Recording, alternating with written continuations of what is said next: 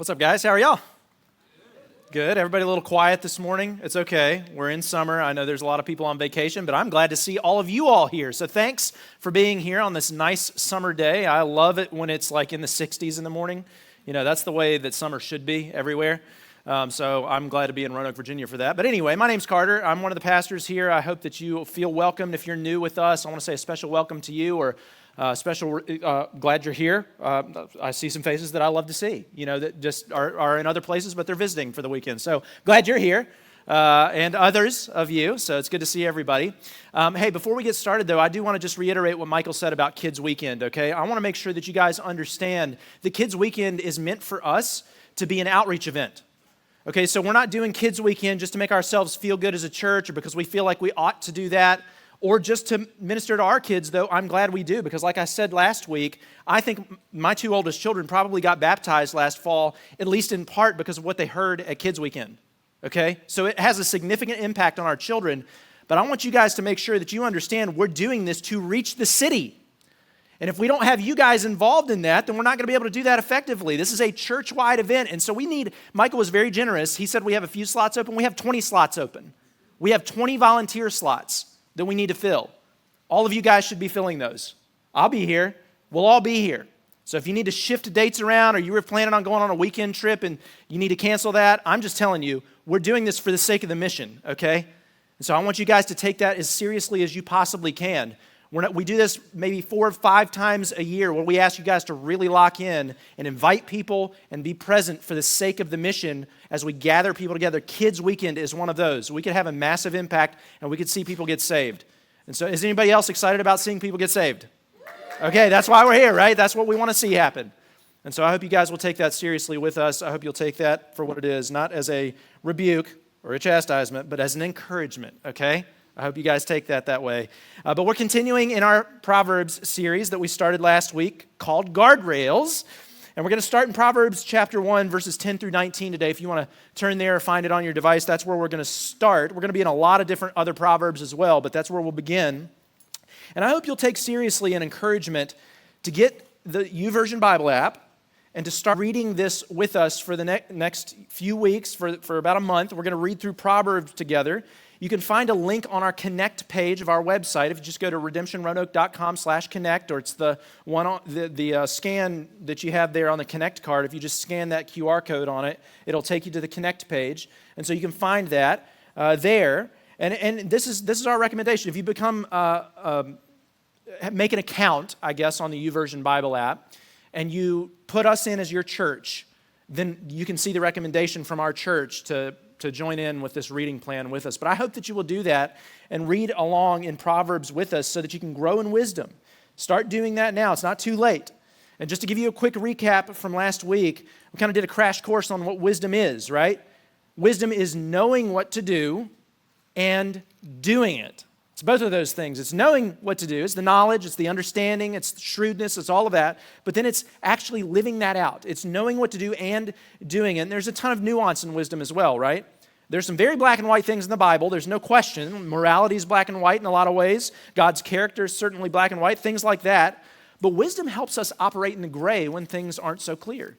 There are a lot of gray things in the Bible, and there's a lot of gray in our lives every day. About 80% of the decisions we probably make, or maybe more, aren't morality issues. They're choosing between good things already, you know, and so we need wisdom to be able to operate in that. There are a lot of decisions that we have to make where morality is just not enough. Rules aren't enough. We've got to have wisdom in those things, because wisdom teaches us boundaries that keep us out of the danger zone. You remember that last week? Wisdom directs us on the path to life, and it protects us from the danger zone that leads to death. Now, I didn't read this last week, but this is the idea from Proverbs chapter 4. I think this is a great one to keep in our minds. Guard your heart above all else, for it determines the course of your life. That's the idea behind this sermon series. We need guardrails to help us do that. And today we're going to see how we need those guardrails around our finances, because the Proverbs talks a lot about different topics of our life.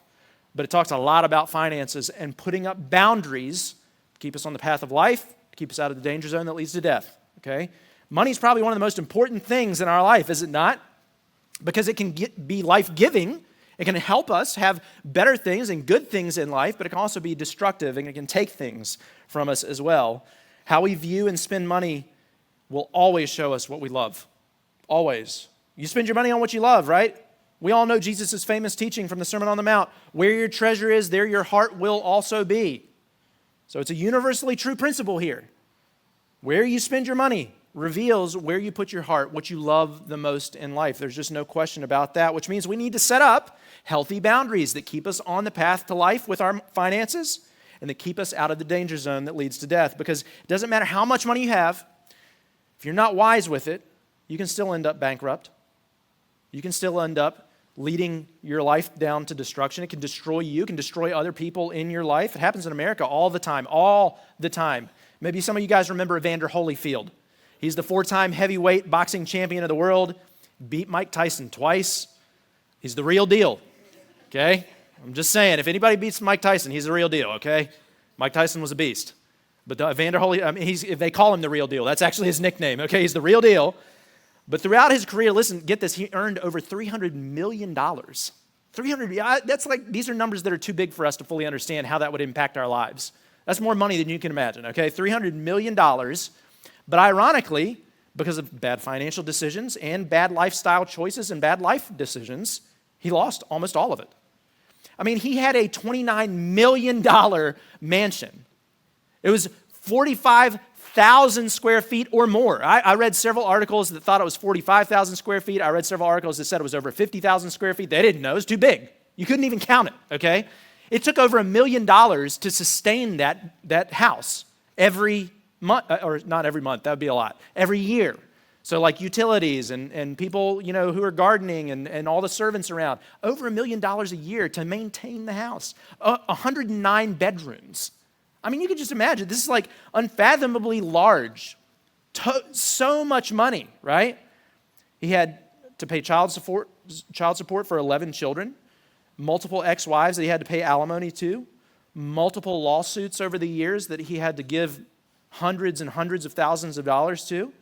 And so then one bad decision after another just led him to finally declare bankruptcy in 2012. He lacked wisdom. And he said that. I read an article, even in his own words, he said, I was foolish. I was foolish. That's what he said. But see, here's the most ironic thing about that whole thing, I think. He still makes over $1 million a year. He's still a millionaire. He declared bankruptcy so that he could maintain his millionaire lifestyle. Isn't that ironic? See, that says something less about the wisdom that he has with his finances and more about what his heart loves, right? What's going on in his heart. That's what money always does for us. It shows us what's going on in our heart, what we love. See, the average person will make and spend well over $1 million in their lifetime. Most of us in America will make multiple millions of dollars over our lifetime. But we all think that if we just had just a little bit more money, right? Then we would be able to get what we want. Then we would be happy. Then everything would be okay. If we could just get a little bit more, then we'd have enough. The problem, though, isn't how much money we have. The problem is what you do with what you do have. That's what wisdom is.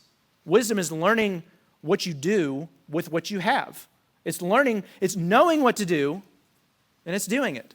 And so we need to learn wisdom with our finances here, because if we spend it unwisely, it doesn't matter how much money we have, it doesn't matter how much money we make, whether it's a little bit or a lot, we'll squander it on things that we don't need, because our hearts will tell us, no, you need that, and we'll spend it on something that we just absolutely don't need. We'll waste it, and we'll waste our lives, and sometimes it'll destroy us, or it'll destroy others around us. So what we see in the Proverbs today are some guardrails to help us with this, and this is going to be our main point for today. This is the big point that we need to get about money and wisdom today. Wisdom is more valuable than money. That's what the Proverbs are going to teach us. That's the whole deal. Wisdom is way more valuable than money. Now, we put so much value on what we have, how much money we can earn, how much we can spend, what we can spend it on. But the Proverbs is going to tell us that wisdom is way more valuable than that. Better than gold and silver, better than jewels and rubies and all of these different things. There are a select few things in life that can give us a good life or that can destroy the one that we have. Sex, money, and power are the big three that we always talk about. They generally tend to describe those things that can either make or break us. And when we're unwise or immoral in any of those, it will exact extreme consequences at times, and money is perhaps the most tricky of them all, perhaps, I think. It's sometimes hard to spot. It can be hidden in our heart. You know, we might not stop and look at our bank account. We might not see that we're actually sinning in these ways or that we have greed in our heart. I mean, you never stumble into stealing, for example, right? That's not something that takes you by surprise. You didn't realize you weren't doing it. You didn't go and, take somebody else's thing and realize, oh, that's not mine. You didn't enter into someone's home and be like, oh, I didn't realize I was stealing, right?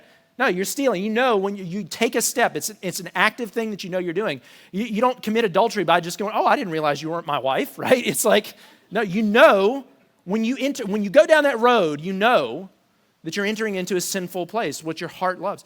But with greed, it's way more hidden sometimes, like pride. In a lot of ways, you don't know that it's there.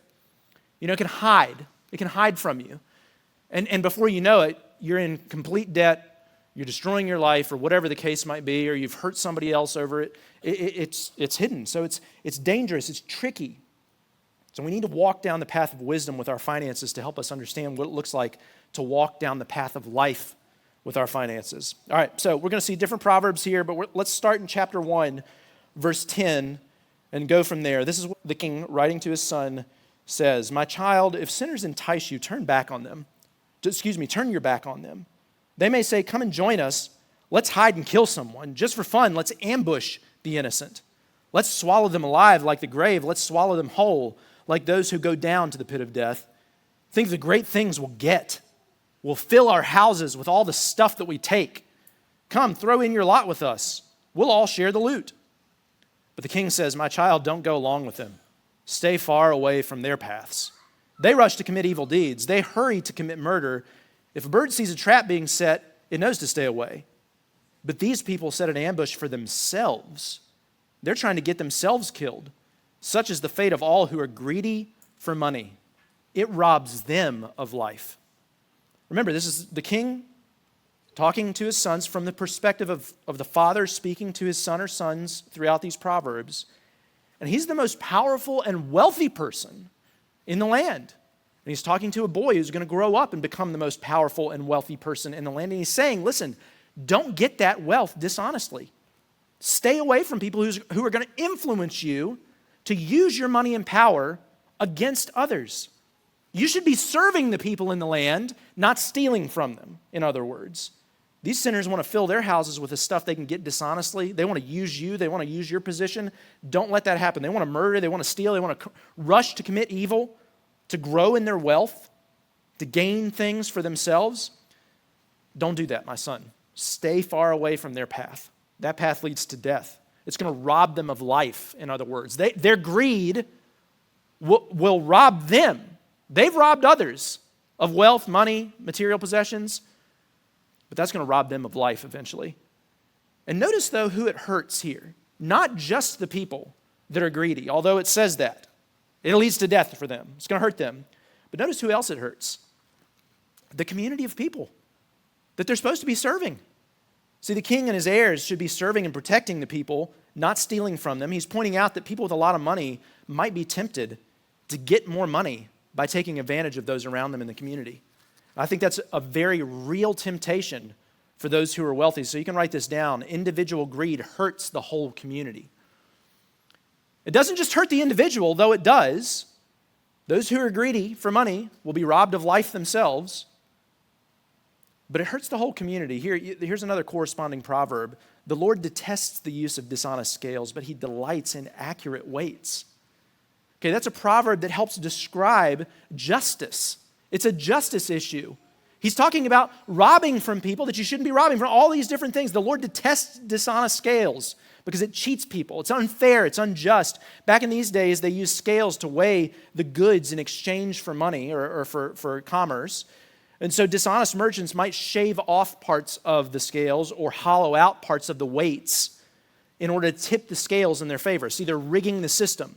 So, for example, if somebody brings 2 pounds of grain and they want money in exchange for it, and that merchant has hollowed out the scales, or they've shaved off some of that weight, they're dishonest weights in that way.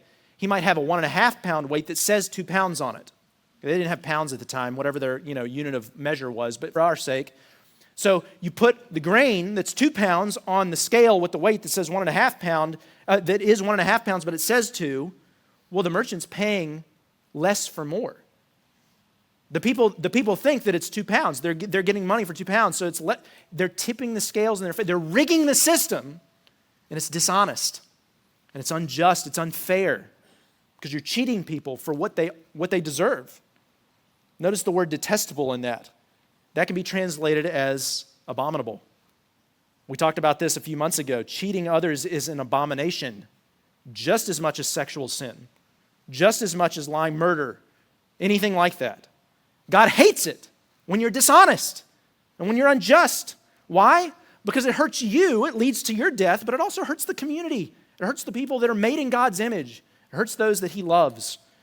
That's why people are not detestable. We're not detestable, but their actions can be. Dishonest scales, lying, cheating. God hates that. It's an abomination to Him because it hurts people. And unfortunately, in our culture today, we see these kinds of dishonest practices all the time. Many of them built into our tax laws and our tax codes. Nobody cares about what's right or wrong anymore, what's ethical, moral. No, it's just whether it's legal or illegal. Can they find the loopholes or can't they? And when you take advantage of legal loopholes, man, even if it's not illegal, it's hurting the community. It's hurting others. I'm not endorsing Warren Buffett here. I don't know anything about him, but he did make a statement a couple of weeks back that I thought was really intriguing, okay? I don't know anything about his personal life, but he did say that one of his companies last year paid $5 billion in taxes. And he suggested that just 800 or so other companies, paid taxes in a similar way. Nobody else in the United States would have to pay taxes at all. No income tax, no estate taxes, no Social Security taxes. Man, just imagine if somebody weren't greedy and they were willing to pay their fair share, how much it could impact the community in a positive way, right? But greed hurts the whole community, makes all of us pay in some sense, in a figurative way, or maybe in a real way. Just think that's really interesting. A little further down in Proverbs 11, it says this: give freely and become more wealthy. Be stingy and lose everything. The generous will prosper. Those who refresh others will themselves be refreshed. People curse those who hoard their grain, but they bless the one who sells in time of need. If you search for good, you'll find favor. But if you search for evil, it'll find you. It's a little ominous, right? I mean, here's a universal principle that the Bible teaches right there. I think that we're dancing around a little bit, and that's that gathering always scatters, but scattering always gathers. Wait, is that a tongue twister? Let's talk about this. Gathering always scatters, scattering always gathers. This is a Kellerism, Tim Keller, okay? He said it, so it must make sense, all right? You're like, what? Okay. The idea is that when you give freely and generously, you're willing to scatter your wealth into your community and sow it into others and back into God's mission. It'll actually grow your wealth over time. You'll gain more money. You'll gain more for yourself because you're willing to scatter it the wise way, the right way. But if you just hoard your money, you gather it for yourself, so you're stingy with it, it says there, you don't scatter it out into the community in appropriate ways, then you're eventually going to lose it. You're not going to gain anything else. As a matter of fact, it's going to eventually be scattered to others in a way that you're not comfortable with because it'll be divided up in the end. See, it sounds paradoxical, but the best example is agriculture. I think we all get this when it comes to scattering seed. When you're willing to scatter the seed out, you will reap a larger crop of produce than the seed that you scattered out. You'll get it multiplied back to yourself. That's what happens when you scatter seed. You grow plants with hundreds of seeds on them sometimes. You gain more because you were willing to scatter. Does that make sense? So scattering allows you to gather more. But see, if you hold on to the seeds and you gather the seed to yourself and you just put it in a storehouse and you don't do anything with it, so you don't put it down into the soil, it doesn't multiply, then eventually what's going to happen is it's going to die out, it's going to rot, and then it'll be scattered to other people anyway. Your wealth will be given away in ways that you don't want. Does that make sense? The community will go away. You won't have people that come to you and ask for help, and you won't be able to go to others for help because you've hoarded things for yourself. You're stingy. So you've got to be willing to scatter in a wise way. Jesus tells a parable about it as well if it's not, clear enough. We've talked about this before, but a master goes away and leaves his money with 3 servants. 2 of the servants invest their money and they make more for the master. So when he returns, they have a conversation. They say, look, what I've done, look at how I've given you increase in your wealth. And he says, good. They're my faithful servants, right? And he gives them rewards for doing that. But then there's one servant that doesn't. There's one servant that hoards it. He actually goes and buries it. He doesn't even put it in a bank so that the master can get interest on his money. He buries it, and then the master gets back, and they have conversation about it. And he said, well, I thought you were harsh. I was afraid of you. And so almost in a self-fulfilling prophecy, he gets cast out. The master does cast him out because he didn't do anything with the money. There wasn't an investment. There wasn't a sowing. There wasn't a scattering in the right way. And so that servant himself was scattered at the end of his life. He was cast out of the household. It's the same idea here. When you try to gather wealth, when you're stingy with it for yourself, it always ends in scattering your riches in all the wrong ways. You lose it, it's a loss. But when you scatter it in the wise ways up front, the way that God teaches us to in wisdom, and invest it in people, invested in the community, invested in God's mission, it's always going to come back to you in greater return, whether that's financially or whether it's some other way. And that's where it gets tricky, right? These proverbs are saying a generous person, somebody who refreshes others, will himself be refreshed. Does that mean always financial refreshing? I don't know, maybe, sometimes. But people who sell in times of need, they're blessed. They're not cursed. When you search for doing good, you find favor with other people. These are all promises that are here in some sense, or at least general wisdom. So we need to be careful, though, because I do think that's a good place for us to make a point here, a tangential point that we haven't made yet, all right? This point is that Proverbs aren't promises in and of themselves. So you can write that down as well. Proverbs are not promises. They're wisdom. They're general wisdom. When you do these in general ways, this will happen, right? When you do what Philippians 2 told us and think of others' interests as more important than yourself, then generally speaking, not only is that right, and we're called to do that, but generally speaking, there will be good returns for you. You'll be refreshed. You'll find a favor with others and all of these different things. God doesn't always promise to bless us financially, but we do want to see that these are general principles. So we got to be careful about the prosperity gospel, if I could put it that way. Yeah, prosperity gospel is when you have enough faith or when you put enough money into God's mission, he's going to give it back to you multiplied so that you have more money, okay? That is not the promise here. This is general wisdom. We have to be careful because what the prosperity gospel really does is it actually kind of does the same thing that the dishonest scales does. You're kind of trying to rig the spiritual system for yourself. That's really what it is. You don't care about God's mission. You don't care about other people. You care about yourself and what you have. And so the only reason you're doing it is so that you can get something in return. It's quid pro quo or something like that. God, you do this for me because I've done this for you. Okay, well, that's not true generosity, and that's not what the Proverbs are saying here. We can't tip the scales in our own favor so that we can get more in return. But the thing is, these Proverbs tell us that good things will come out of our generosity, out of giving. So we cannot discount that. These are proverbs, not promises. What we need to do is develop a genuine love for our community. And that will enable us to prosper. Does that make sense? I mean, just think about it practically. People who you help are more likely to help you.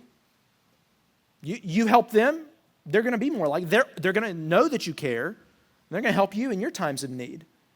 Generosity begets generosity in some sense. That's just generally true. But that's part of the wisdom here. It's a proverb. It's not a promise. And if we find ourselves lusting after money and things that we don't have, material possessions, things that money can buy, I said a minute ago that money shows us what we actually love, right? So how we view our finances is at its root a heart issue. That's what the Proverbs are getting at. Do we love other people in the community that we're in? Do we love God?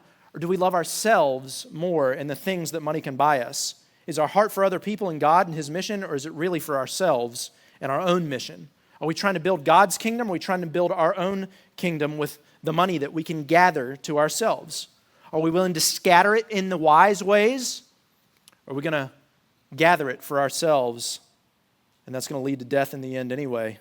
What we do with our money reveals both to us and to others what's really in our heart. Solomon has a proverb in chapter 10 that describes this really well. The wealth of the rich is his fortified city. The poverty of the poor is their destruction. The reward of the righteous is life, the wages of the wicked is punishment. See, verse 15 is foolish thinking. That's what this is. Wealthy people believe their money can save them. And they believe that poverty is destruction. So in a wealthy person's mind, right, you've got wealth equals salvation to them. And poverty equals destruction to them. That's foolish thinking. Wise thinking, however, is verse 16. It turns that foolishness upside down. Believing what's right actually leads to life. Believing what's wrong leads to destruction. So in the wise person's thinking, wise thinking is doing what's right and being righteous in that sense. Doing the right things equals life and salvation. Doing evil and foolish things equals destruction. It's not what the rich think. That's what's interesting about this. It's wicked thinking, in other words, to think that your money is your salvation and your life. The problem is money can't lead to security, so you can write that down as a first kind of fallen condition that we all fall into. We're all fallen in this way. We all think money can lead us to security. I think if I were to take a poll, don't raise your hand, but how many of us look at our bank account and we feel better when we know there's more money in it? And we feel worse when we know there's not a lot of money in it. Okay, well, we all think that money can lead to our security then, right? See, back in ancient times, your city was your security. That's why this language is used here. It was your place of protection. But the Bible teaches us that God should be our fortified city.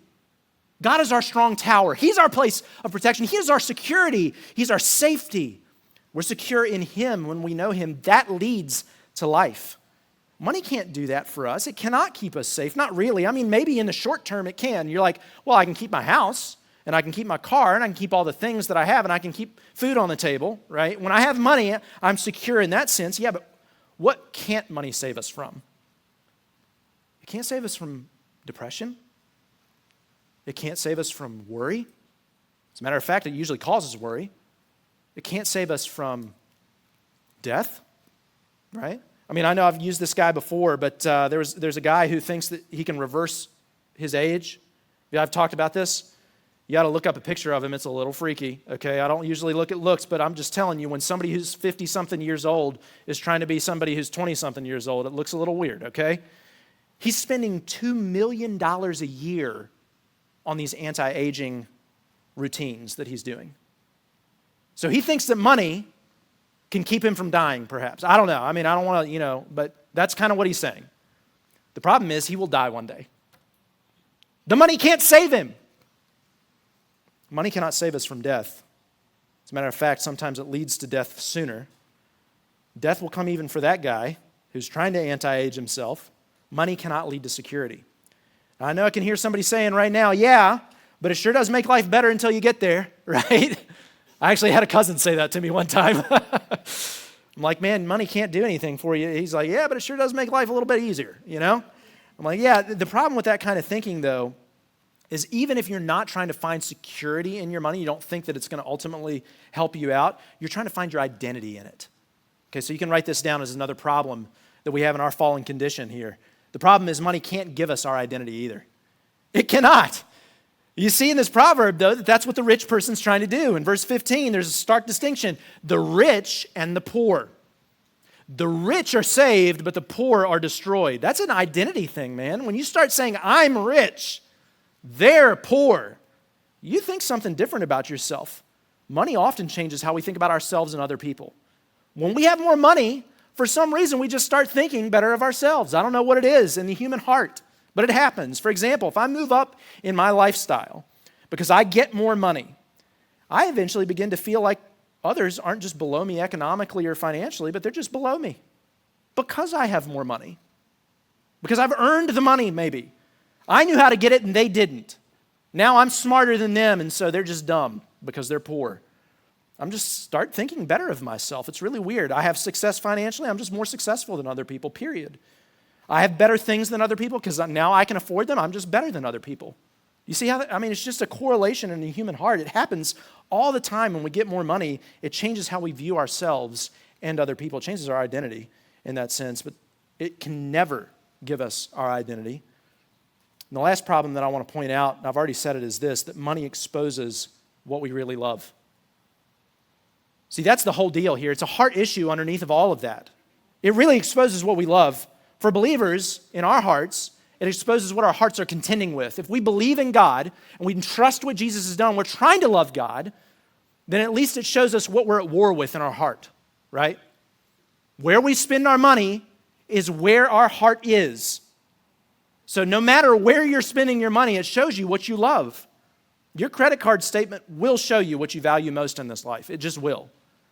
Doesn't matter whether you have a little or a lot. Jesus' principle is true. Where you put your money is where you put your heart. Somebody in sermon planning this week said that he heard it kind of like this one time and it stuck with him. It was really good. I thought it was really helpful. He kind of said it like this, but I want to expand it just a little bit. If I were to do what I've done for years now with you guys and say, hey, you need to be in the Bible every day. Man, if you really want security, if you really want to know your identity, you got to meditate on the gospel every day. You got to go to God's word. God's word teaches us this. It gives us wisdom in the Proverbs, right? It gives us life in the gospel. Gospel is the power of God for salvation. When you believe what you're reading, it gives you power from God to save you. If I were to just give you these biblical reasons and keep reminding, hey, man, you just need to spend time in God's word. But don't be religious about it. In other words, if you don't do it, it's not like he hates you, right? We've talked about that. But you want to read the Bible because you want to learn more about God. You want to grow in deeper intimacy. You want to know the security. You want to know the life. You want to know the love that he has for you. And I want to give you all those reasons. You're like, yeah, I guess I'll try. I'll try. But now let's move over here and say, okay, now what if I give you $100 every time you read one verse of the Bible? What if I gave you money for reading the Bible? Man, you guys had that thing read cover to cover, wouldn't you, right? You'd want all the money, right? No, seriously though, seriously, take stock of your heart. If somebody were willing to give you money to do it, wouldn't you be more willing? Let me just put it this way. If I were to offer you $100 every time you came to church, if I were to give you money every time you showed up here, if I were willing to give you money every time you went to community group during the week, or if I were willing to give you money every time you served out in the community in some capacity, if I were willing to give you money every time you shared the gospel with someone, what if you got money for every time you did something that God tells you you ought to be doing for your own good? Would you be more likely to do it? Take real stock. Because if you would be, then you know your loves are all mixed up and your heart's in the wrong place. Because we do that with our job, don't we? How many, don't raise your hand. I don't want to, when I'm trying to embarrass you, I'm trying to give you some reflection. How many of us prioritize our job over everything else because that's our source of income? I'm not saying your job's not important. Of course it is. My job's important. I love what I do. I do need to provide for my family. But when that's the primary source of my security, do you see what I'm saying? When that's the primary source of my identity, man, I'm not trying to hate on all pastors, but how many of you guys know that people walk around going, I'm Pastor so-and-so? They put it in their email. They put it on all their stuff. They put it on their door. No, you call me Pastor so-and-so. You call me that, right? It's because they're trying to find their identity in something they're not meant to find their identity in. We do that with our jobs because it's our source of income. We do it because it's our source of security. What if we were to do that in the things that God tells us we ought to do it in? That's true wisdom. We're foolish in all these other ways if we think that money is somehow going to provide all of this for us. If money is what motivates us rather than the gratitude that we have for what Jesus has done, then our hearts are all mixed up. Listen to the king speaking to his son on this from Proverbs chapter 3. You can just imagine they're sitting out on the balcony overlooking the city of Jerusalem that they're responsible for as the king and his soon-to-be king, son, who's going to grow up to be that. I can just imagine he's got his arm around his son's shoulder, and they're out looking over the city, talking about some of these wise things, sharing these, and he just looks over at him and says, son, as you grow up, you need to learn to love Lady Wisdom more than you love anything else. She's going to be the one that you want to go to for life. She's going to be the one that you want to go to for all of these things. She's more precious than jewels. Nothing you desire can equal her. See, long life is in her right hand. In her left are riches and honor. Her ways are pleasant, and all her paths are peaceful. She's a tree of life to those who embrace her. and those who hold on to her are happy. The Lord founded the earth by wisdom and established the heavens by understanding. By his knowledge, the watery depths broke open and the clouds dripped with dew. Maintain sound wisdom and discretion, therefore, in other words, he's saying. My son, don't lose sight of them. They will be your life for you, an adornment for your neck. Then you'll go safely on your way, and your foot will not stumble. And when you lie down, you will not be afraid. You'll lie down, and your sleep will be pleasant. Don't fear sudden danger or the ruin of the wicked when it comes, for the Lord will be your confidence. The Lord will be your confidence, your security. He'll be your confidence and will keep your foot from a snare. See, true wisdom is going to God for security, going to God for identity, going to God for love. Our feet won't stumble on that path. We won't be in danger. We'll stay out of the danger zone. We will have a life worth living, if you want to put it that way. That's what the Proverbs are trying to teach us. The life worth living. What's the best life? Is it being greedy? Is it hoarding things? Is it gathering to ourselves? Or is it really scattering the way that God teaches us to in a wise way that leads to prosperity, not necessarily in a physical or material sense, but certainly in a spiritual, emotional, mental sense? See? What did we say last week was true wisdom? Well, it's not just lady wisdom. It's not just a figurative woman here in this place, and it's not something. It is someone. God's wisdom is incarnate. God's wisdom was in the beginning with him, right? In the beginning was wisdom, and wisdom was with God, and wisdom was God. It's not just this metaphorical thing, and it's not just some abstract concept. Rather, it's God become man for us, and his name is Jesus Christ, right? He is the wisdom of God that we ought to know. Knowing him leads to life. He's the pathway to life. So you can write this down as a point for us today. Knowing Jesus is more valuable than money. See, if knowing wisdom is more valuable than money, then knowing Jesus, who is wisdom, the very wisdom of God, is more valuable than anything you and I can obtain in this life. Money is fleeting, but Jesus leads into eternity. He's more valuable than treasure. He's more valuable than a treasure hidden in a field, if you recall that parable. He's more valuable than a priceless pearl that's found by a merchant. He's more precious than jewels, if we look at this proverb. Nothing can compare to him. Nothing we desire can equal the desires that can be met in him. Long life and riches and honor are in his hands for anyone who's willing to walk down his path that leads to life. He is the path of life. He's the tree of life. And we can't lose sight of him. And if we don't lose sight of him, we keep our eyes on him, eyes toward eternity, then we'll go safely along the way and our feet won't stumble in this life or into the next life. You see how that works? See, what we see in the Proverbs is a way to wisdom. And that way that leads to life is Jesus. It's God's wisdom incarnate. And the way of fools, being wise in our own eyes, that leads to death. And the stunning thing about this is that when we were headed toward death and destruction as fools in this world, valuing money more than we value wisdom, trusting in money for our security and our identity, trying to find love in all the wrong ways, when we were there as fools, poor in our foolishness, Jesus came into the world and he became poor for us so that by his poverty we could become rich. He scattered himself to gather us. Isn't that beautiful? He destroyed himself so that we could have life. And yeah, that's a spiritual transaction. It's not a material transaction, but the point is that no material wealth can give us what we're looking for. It can't be material. It can't be about the money. It cannot be about what's just in this world. But there's something deep inside all of us that knows there's more there. Love is not a material thing, and yet that's what we all long for the most. In Jesus, we have that abundantly. More than anything else that money can provide. We have peace with God. We're secure in our eternity. In Jesus, we have a new identity that we can't earn. You remember Pastor Bobby from a few weeks ago. What do we actually earn in our lives? We earn death and destruction. The wages of sin is death. But the free gift of God is eternal life. Our identity has been given to us. If we want a new identity, then it has to be given to us in the gospel. What Jesus has done gives us our identity. A good name is to be chosen over great wealth. Favor is better than silver and gold. How do we get a good name and favor? In Christ. He gives it to us. We don't have to earn it in any kind of way. It's given to us because we believe in him. Our identity in Jesus and favor with God is better than silver or gold. Nothing in this world, no money can touch it. And God's love is priceless. It's beyond any kind of finite value because the infinite God came into the world and died on a cross for us to pay for our sin.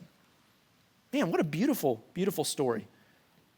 He gave up his greatest treasure, Jesus, so that he could gain us as his greatest treasure. He tells us we're his inheritance. We're his greatest treasure. That is so beautiful. Do you know how valuable you are to God? That's how valuable people in this city are who don't know Jesus. Do you know somebody who doesn't know him and doesn't know their value before God that needs to hear it today? When will we believe that knowing and being known by Jesus is more than enough to satisfy our every need and desire? When will we really believe that, and that money can't do it? Knowing Jesus is more valuable than money. And it's only when we believe that money starts to lose its hold on us. Then we can start to combat that in our lives. So I'm going to move through 3 quick application points to close our time down here today. These can show us how much of a hold money really still has on us. But these are also guardrails to keep us on the pathway to life if we'll listen to the wisdom. Now, if we don't, we're wise in our own eyes, then it's going to lead to bad consequences for us. But listen, if we listen to these things, it's going to lead to life. But if we have pushback, if we're going, I don't know if I can do that, that shows us how much of a hold money still has on our lives. So listen to these. A fool's way is right in his own eyes, but whoever listens to counsel is wise. That's the first thing that we're going to talk about here. Include people you trust in your financial decisions. Uh-oh. Now, if immediately you're like, ooh, no, I can't talk about money with people. I don't want people to know.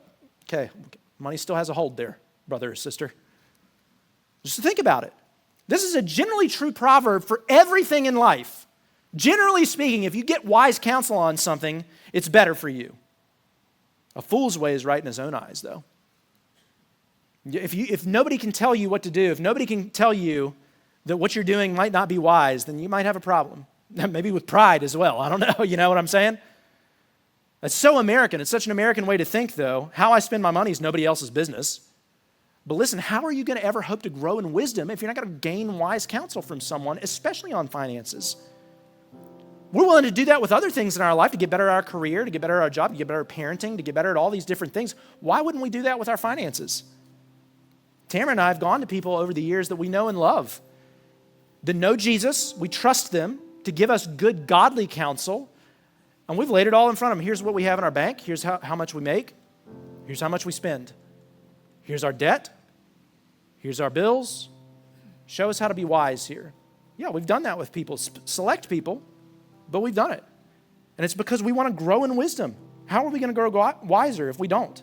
If you can't do that, money probably still has a hold on you because you might not want someone to tell you that, yeah, going on that $10,000 vacation every year is probably not a wise thing, brother or sister.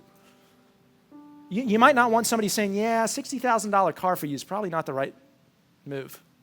It might look cool and shiny, I mean, you might want it, might have all the gadgets, but you probably shouldn't do that. You don't want somebody to tell you, yeah, you're probably buying that $500,000 house isn't the right move. You don't need that. You got plenty of space where you're at. Yeah, that hurts, that stings. When somebody tells you you can't have something, it's hard, right? But see, that's wise for you to do that. It's wise for you to let somebody speak into your life in all of these. And if that's something that makes you squirm a little bit, money probably still has a hold on you. But then the second thing that we can show, that shows us here in the Proverbs, is that money teaches us something about what we love. The rich rule over the poor, and the borrower is a slave to the lender. So the second thing you could write down is stay out of debt. Debt's, generally speaking, not very wise. Now, I don't want to be Dave Ramsey over here and tell you that all debt's unwise. I think some debt in the United States can be very wise. You can leverage it to generate wealth. But by and large, generally speaking, the kind of debt that we usually think, credit card debt, things of that, and maybe even school debt, depending on whether you go into it or not thinking about it, all of these things can be very unwise. I mean, think about the greatest cause of anxiety and worry in most people's lives. It's the debt that they have, right? Almost always what it is we're spending more money than we have, And we're trying to figure out how to pay that back over time. I heard a story about a single mom this week from one of our partnering churches. She said that before she grew in wisdom, she was buying her children. She had several children, single mom. So there was a single income household, although she was working 2 or 3 jobs usually at any given time to try to provide. She said that during the holidays or for birthdays, for her kids, she would just wildly overspend. She would buy them so many things because she didn't want them to feel like they were poor. And she was overcompensating for her poverty. But she said it got her into massive credit card debt. And then it became this thing that she couldn't get control of. And she finally realized when she heard a sermon at church, she's like, man, I'm idolizing something in my heart, whether it's the money or whether it's my children and what they believe or whatever it was. And she said, I need to grow in wisdom. So she sat down and she figured this out. And she said, all that spending's got to stop because that's not wise. That's not ultimately what's best for her children, right? To lavish them with so many gifts, even though they don't have the money for that. It turns them into selfish people who are just going to be greedy for things that they don't have. Greed begets greed.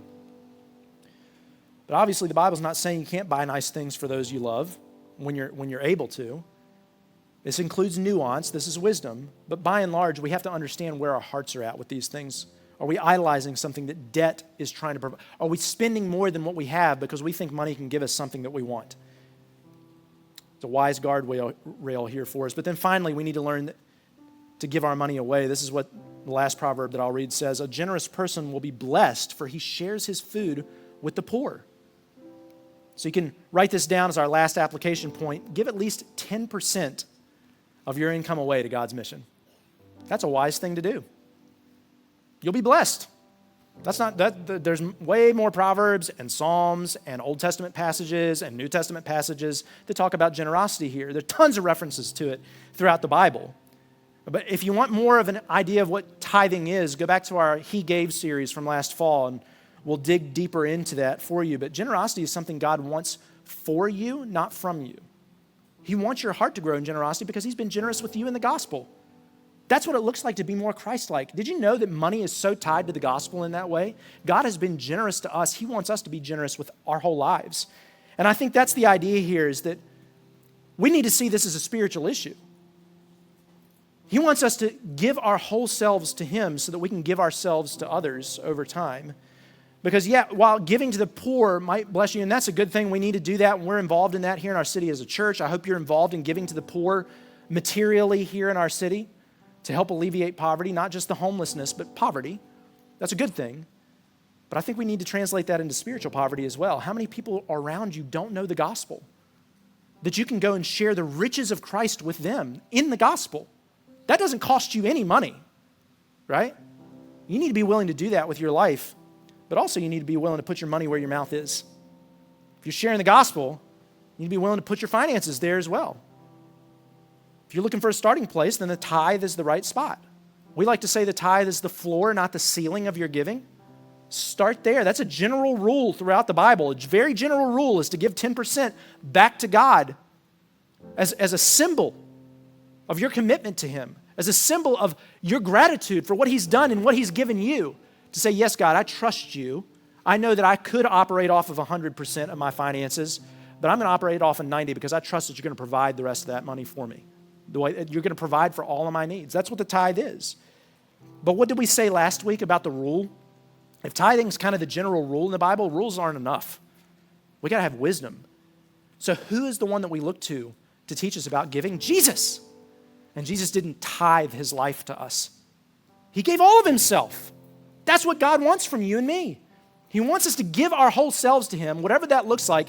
You know, for the rich young ruler, which we'll talk about at the end of the summer, I've got that scheduled on my preaching calendar. The rich young ruler, Jesus told him to sell everything. He told him to give it all away. God doesn't always call us to that, but sometimes he does. And he certainly calls us to that spiritually and emotionally. Got to be willing to give it all to God. So 10% is the floor, not the ceiling there. But I do want to say, especially for those of you who are new with us and you've just been coming around, if you think that I want your money, and you think that I'm saying give to this church so that I can line my pockets, just number one, look around, okay? I drive a 99 Honda Civic, okay? It's pretty rough. I'm not trying to get your money. What I want you to hear is that God wants generosity for you. You need to be willing to give for the sake of the mission. You need to be willing to give for the sake of wisdom, to grow in wisdom. He wants that for you. So if you need to give your money somewhere else right now, go do that. But I challenge you to give somewhere, because if you can't, money's got a hold on you. And what you and I need to learn in our lives is that money isn't valuable to us any longer. That's not where our value comes from.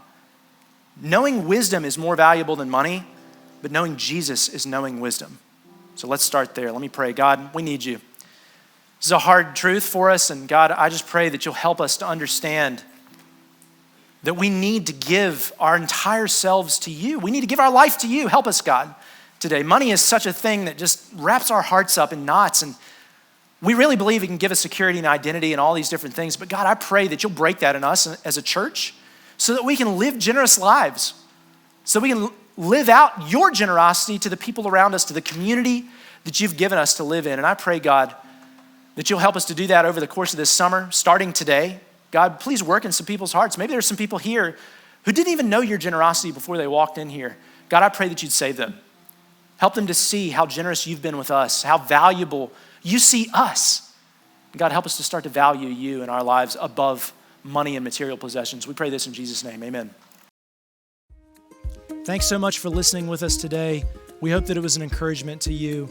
But we don't see this as a replacement for gathering with other believers in a local church context. And so if you don't have a local church, we would encourage you to plug in with one wherever you are. And if you're in Roanoke, Virginia, we'd love to invite you to plug in with us here at Redemption Church. And you're welcome anytime to gather with us. But you can check us out online at our website, redemptionroanoke.com. You can look for other content or resources there. But thanks again for listening.